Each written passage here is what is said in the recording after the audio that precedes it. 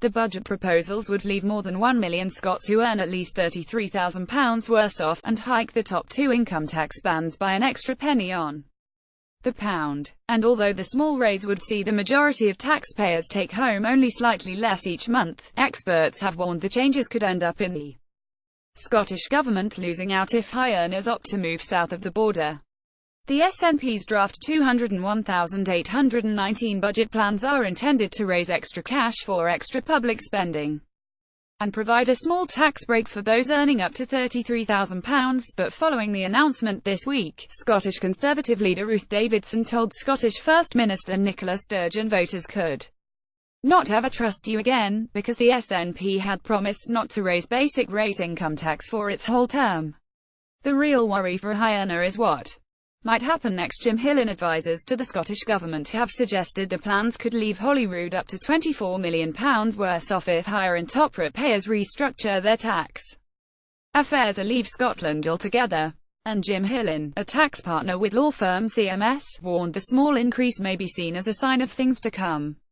He said, "The real worry for a high earner is what might happen next. I would have bet my shirt on it stopping at 1%. Get it? SNP's budget plans will see more than 1 million Scots pay more tax than the rest of the UK under the new plans. Someone earning £50,000 in Scotland would take home £85 more a year, but £655 less than a taxpayer on the same salary anywhere else in the UK. In addition, a Scottish resident on £120,000 would be £715 worse off under the SNP's proposals, and take home £1,455 less than someone earning the same amount in the rest of the UK. The Scottish Government took control of its own tax affairs under new powers promised ahead of the 2014 independence referendum. The devolved authority allows Holyrood to change income tax rates and bands, and the SNP's proposals would also see two entirely new bands created.